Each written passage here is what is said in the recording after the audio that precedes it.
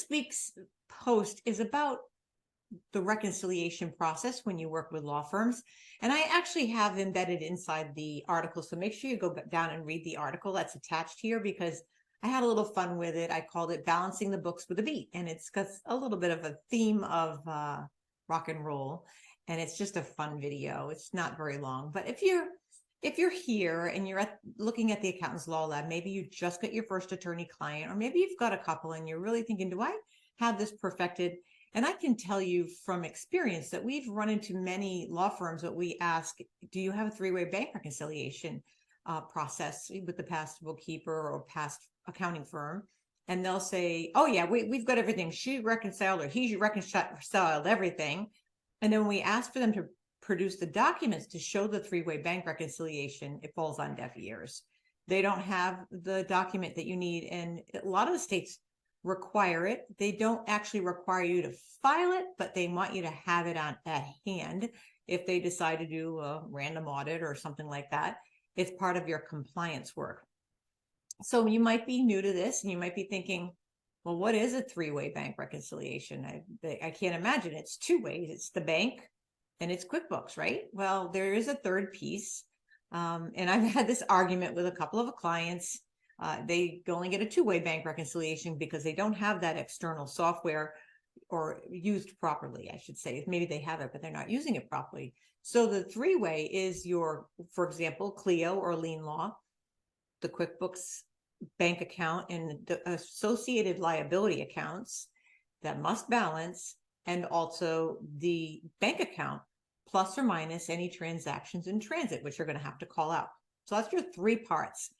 So you have to make sure that the law firm follows this order. And I can guarantee you, Sarah and I laugh about this because out of all the law firm work we've done, we've had this many clients actually be in compliance with the three-way bank reconciliation. Yeah, one. We have a pretty good sized firm now, and we've got a lot of clients, and we've met a lot of clients along the way, or potential clients. And we've only had one that was actually in compliance. Everybody else's books were incorrect. And it's really simple to do this. You actually get a client or pull up your client, pull up the balance sheet, start to group it by month, and collapse down a lot of the assets and things like that, credit cards, accounts receivable, accounts payable.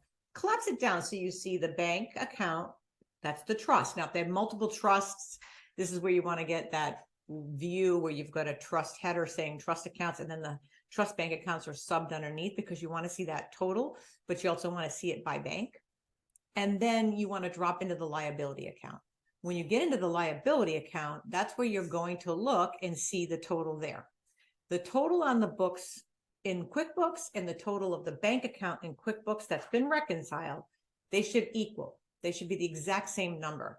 So you're going to roll up all those trust account subledgers into the parent ledger.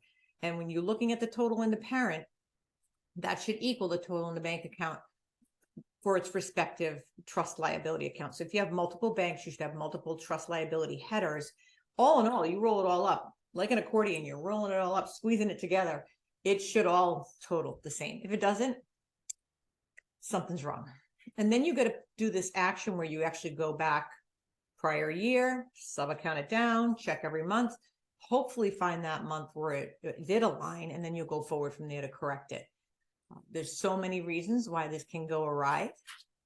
Maybe just the fact that you have a wire fee came out of the IOLTA and it was not reimbursed.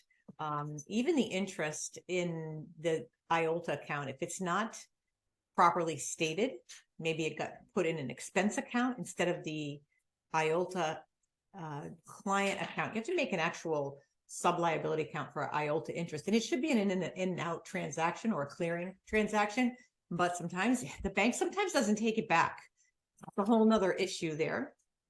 So you got to make sure that you maintain compliance with the state bar, and you want to make sure that you run that matter balances in Clio, or run that report in lien law that shows all the balances in lien law, and that total should equal the total that you have on your books. If it's not correct there, then we know the issue lies in the software that the client is using for billing. And that could be a matter of just somebody putting something in wrong. If it's lien law, a lot of times it could be somebody archived an account, or it could be that it could be a lot of reasons. In Clio, it can be because they put the wrong amount in and you've got QuickBooks and Clio connected. Maybe it shot another transaction over because it's a one-way sync. There's just so many reasons. And if you want to have good, clean records and stay in compliance, that's why you really want to hire a bookkeeper to do this. It's why the lawyers need to hire us to do it. And to be a good legal bookkeeper, you really need to know and understand how the software works and how this should be stated properly. So you've got those individual ledgers in case you're audited. Our firm has been on the other side of helping a client with an audit. We know exactly what the bar is looking for, and that's how we present our books. So we have it ready if we ever have that happen. So you want to have properly stated books. So I hope that kind of clears up. If you get a chance, take a look at it. It's a little bit more detail in the article, kind of showing you, and I had a little fun with the article, making it sound like it was a concert, and you know, at the concert of three-way bank reconciliation, trying to make three-way bank reconciliations fun as much as I can. Actually, we think they're fun. Sarah and I think they're fun. Our staff thinks they're fun. We like to go and dig in, and there's a lot of excitement and high fives when we figure it out. But on that note, I hope you all have a wonderful week, and don't forget to hit the subscribe button and follow for more. Bye now.